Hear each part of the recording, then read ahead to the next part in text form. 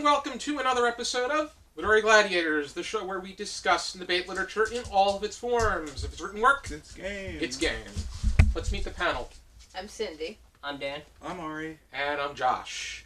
And today we are going to be going over a book that Ari selected, one of the most classic children's books that I am very happy to have gotten to at this point in time. And that is Winnie the Pooh, the original book by A.A. Milne, because it is part of a series. Yes. Winnie the Pooh operator. Something was going on before we started filming. You're sick and twisted. What? No! It's a good song! So, do you have a discussion starter? Yes, I do. Winnie the Pooh is one of the kids...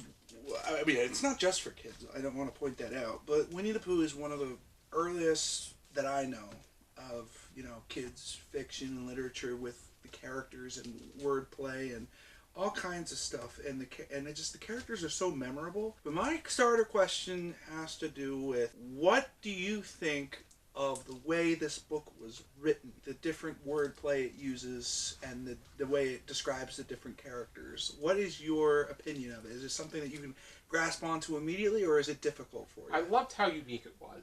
Because the way it's set up, it's as it happens. It's Milne telling these stories about adventures at 100 Acre Woods to his son Christopher Robin. You have that act, like if Christopher Robin if he has something to say in the real world, he will say it. Mm-hmm. I think that there's parts of it does step in a little bit awkwardly, but I think that once a flow gets going, it's just brilliant, very warm and cozy. When I first read Winnie the Pooh, I was a little bit off-put by the way it worked, but then I got used to it. And when I got used to it, that's when I enjoyed the stories, and once I enjoyed the stories, I enjoyed the entire thing. So Same thing with me with Ari, what he said. I basically had the same thing where I got a little confused, so I was like, wait, who's speaking? Okay, I guess. And then eventually I ended up understanding the flow of it. Yeah, there was a book that I did an individual review on called The Eyes and the Impossible. And it's Winnie the Pooh kind of works the same way, where it's a different style of writing. It's completely unique, as you said. And it's hard to get a grasp on at first, but when you do get the grasp on it, it's one of the best things you've ever read. This is actually just the first book. There are many other Winnie the Pooh books as well. I'm surprised my favorite character was not in the book. Tigger? Yeah, Tigger. Tigger makes his debut in House at Pooh Corner. Tigger is later. I always think Eeyore is my favorite character. I'd have to think about who my favorite character... I think Eeyore is a pretty interesting character with how... Love you, how he used his tail as the door knocker. He's miserable, he's somewhat vain. Well, I'm just going to lose it anyway, so it doesn't really matter. Oh, is this party for me? Oh, is this party for me? Oh, wow. That's tough to determine my... When I thought about the fact that Christopher Robin actually had a gun, I thought about Dan when I... Well, why me? Because Pooh was on the balloon, and Christopher Robin he used the gun to help him down. I was thinking Dan would say something like, "He's got a gun! How in a story of this nature for children can somebody have a gun?" It's the time. It's the times, Josh. It was written in the 20s, yes. I was just imagining Dan. I want a Colt 45, but my pa won't let me have one yet. Not till you're 12. See, I was imagining a BB gun when I read it. Yeah, something more that kids would have. They were specified like an actual gun. I think one of my favorite stories in this, it's like a small collection of stories, but one of my favorite is when Piglet and Pooh are going around and they're looking for the woozle, but it turns out it's their own footprints. Which I just love. Like, they're so interested in these woozle. Oh no, we gotta track it so it doesn't hurt anybody, and then they're following, just going in circles. The one about finding the North Pole stuck out. That one's good too. Where it turned out that Pooh was found a pole to help out Roo. He was in the water. Right. And then there's the one where the door thing for Owl was actually Eeyore's tail. The one with Kanga and where they want to get Kanga and Roo out, and so Rabbit decides to steal Roo and replace him with Piglet, but Kanga knew what was going on and but was playing along with it. That was hysterical. That's what's great about Winnie the Pooh is it's got all these collection of stories that are so wonderful and they're so simple, yet they're funny, and the humor is really great. One of the things that I liked when I was reading it is the transition from prose to now apparently they're singing, so now there's poetry and song, which I thought was just so pretty and lovely. And as I was reading it, it also occurred to me, and I don't know if you guys have ever thought about it as much, but the different emotions that are portrayed by most of them. I couldn't pick out all of them, but like Eeyore is obviously sad and depressed, and eternally so. I feel very depressed. But it seemed like they all pictured some emotion and presented it in sort of a childlike way, a way that someone who would have been the age of Christopher Robin at the time would have understood. They all represent different emotions. Like Winnie the Pooh is supposed to be like carefree. Piglet's meant to be like nervousness or something like that, which is like he's always nervous or hesitant to do something. It's always so small. The Owl's like wise. Yeah. Kanga is exploratory. Rabbit is always just be focused on this. You feel like he's always like straight to the point. He always has to do something. And then eventually Tigger comes along, which is like just excitement and stuff like that. It's always mentioned the things that they're always supposed to like represent like different emotions of the human. My favorite book of all time is Phantom's Tollbooth, and there are two books that I feel, or two franchises I should say, that really influence it. The first one is the Alice and the Wonderland. This is the second one. The wordplay in this is very interesting. Like I'm looking right now on page 103. You see, it says, "If this," like the letters are, "if this is flying, I shall never really take to it." Yeah, that's just on the camera. It's kind of hard to see. You see that from like that right here, far away. where they're kind of jumping around. But like the letters are actually moving up and down, just like Cyndi said would be in a poem. So not only you got prose, you've got poetry, you've got all kinds of stuff, and the illustrations are actually pretty good too by E.H. Shepard. One thing, like the Piglet saying his name as Trespassers W. Yeah. It was cut off, but it's a trespassers will. In this case, trespassers will pay or penalized. But those aspects make it more real and authentic. And the names. I mean, you can't get past the names. You've got Woozles and Heffalumps, and it's just the cutest names for these seemingly horrific monsters that turn out to be just everyday, ordinary objects, or like I was saying with the other story where they were following their own footprints. So Winnie the Pooh is seems like it's for children, but also like Phantom's Tollbooth and Alice in Wonderland, it can be completely accepted by adults too. Alice's Adventures in Wonderland and Through the Looking Glass were both brilliant. Some of my favorites. I'm not sure which came first, this or that. Alice's that was 1800s. Oh yeah, so this was 1930. I also want to explain something about a little bit about the book. Is like the author is that I realized the thing is that he originally wrote this for his son, whose name was Christopher. I think the book is kind of like him speaking to his son, like telling him these stories. Also, the 100 Acre Woods was based off of a real woods that they lived in. I also found that very interesting thing is that we could actually go to the 100 Acre Woods, or what the 100 Acre Woods is based off, I forget the real name, actually exists out in the real world. I wonder what it would be like. Yeah. Be it there? I feel like I think it would probably be like an ordinary park or an ordinary wood with an extraordinary history. Also, Winnie the Pooh was a real bear. There was like a Pooh bear, I think like the bear's name was Pooh. Unlike Winnie the Pooh, it didn't wear a shirt, and the thing is it was female and not male, as he is in the book.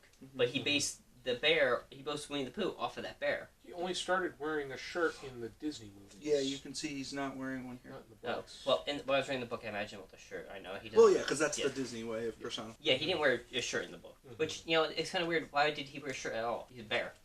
I think the movie wanted to make it look more... But I think the story is better than the movie. It's very hard for me to say a movie is better usually. But just reading this had me hooked for every page. I just think we recognize the movie. It's just the... but I you can't be Roo because I've just seen Roo playing in Rabbit's house. That's what you were referring to. Yes. But their emotions. Pretty much poetry aspect. I think that was probably about it. Yeah, I think it's interesting that it does jump from prose to poetry, back to prose again, and how each character has their own emotions or way of thinking. And it's quite interesting. Like I said, it could be for kids and adults. Alrighty then. Do we have any final thoughts? I like it. I've been a big fan of Winnie the Pooh since I was like a kid. Like I grew Same up on the movies and the I think there was a TV show at one point. There was. I used to grow up on that. I used to even have like I think they were like simple versions of the book. You know, they had illustrations. Yeah, They like had those certain- young Disney books. Yeah, I used to have like those books of Winnie the Pooh. Reading this again, you know, I should say quote unquote an adult version Reading of the the book. original. Yeah, reading the original, it makes me really relive my childhood. I never was so much into it when I was younger. I think that being able to visit it now, I think that it was, very comfy and cozy. Comfy, cozy classic. Yeah, I agree. I'm very happy I recommended this one. It was another one that I was surprised we hadn't done yet. Saw it in the library and I'm like, yeah, let's do this. We're nailing a lot of these. And Cyndi? I just was going to say something. That just went right out the... No, when I had got not just the original book, I had actually got the full collection. Oh, okay. And I was I did too. I got the box set. I was looking through it to read. So reading through it, I mean, I was amazed at how many there are combined. It's like it's a pretty good volume. And I had no idea that there were that many stories. Yeah, I'd seen the movies and the television shows and whatever else, but that's an awful lot, more than that. And I feel like it's like the perfect amount of characters. Pooh, Piglet, Eeyore, the owl, the rabbit, Kanga, and that's it. isn't Roo. it? Oh, Roo is And the... Eeyore. I did say Don't forget about Roo. Christopher Robin. And Christopher Robin. Christopher Robin. So I think it's like the right amount of characters for like And 6 then- or 7 characters. You don't want too many characters because then they're hard to remember. But you don't want too few characters because then you can't make some of the references that they make. In this case, it's good. In other cases, I think when you have an open world, you want to have Oh, true. different. But this is a But bit more each and enclosed. every one of these, the fact that I was able to list all the characters, I mean, that just shows how great the cast of the 100 Acre Wood, how memorable it is to us, whether we were kids, as Dan said, or adults, like you said. And then Tigger came in the next book. Yep. My favorite character. Oh boy, I'm Tigger. Already. How would you rate this 0 to 5 stars? Half stars permitted, Cyndi? I would give it 4.5 stars. About 4.5. Yeah, I would also give it a 4 or a 4.5. And I would give it 4.5 as well. I think that it is pretty much to that point Unanimous. where it is near perfection. It really is a standout book.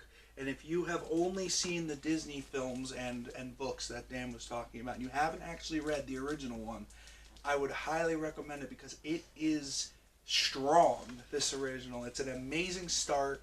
It's actually very different from the Disney films in many different ways. It's something that I think kids can still read. I mean, you might have the original ones that Dan was talking about from Disney, but this is readable for kids too. Definitely a recommendation from all 4 of us for Absolutely. read. And I think that any reader will get something out of it. And if you want to get any book that has me in it, even though I don't think I belong here, I still think that maybe you should go to your local bookstore and pick one out. That might be something interesting or something. But I'm also very depressed. I hope you can figure it out on your own because I'm just too tired. Is your tail still on you? No, I seem to have lost it. Already, I think you should go look up in the trees then. If you're interested in reading Winnie the Pooh, here is my copy. This is part of a box set, and it was released in 1926. Do you have the box set on you, or? No, I don't. Okay. I'd like to take a look at it later. Maybe not today, but like at some point. And this is my copy from the library that I work at. Ready? It's got a yellow bee cover on it. Thank you again for joining us in our discussion, and I hope you check out some more videos from our channel. We have over 1,500 videos for you to check out. And you don't have to, but it would be great if you could check out our Patreon. I don't think you're going to, but you probably should because it gives us a lot of interesting stuff. It'll make you happier. Yes, it will make you happy. That's something I can't be, unfortunately. Oh, I don't think that way. Thing is, they want to watch our videos. I don't know how. I forget how Tigger sounds. Please don't touch me. I'm not needed. You're going to be Tigger. Where are you going to be bouncing or? Bounce, bounce, bounce, bounce. Thank you. He's already doing it for me. Wow, I wouldn't expect ER to be doing that bounce, bounce, bounce. Be sure to join us next time on another episode of Literary Gladiators. For now, keep reading. Keep reading.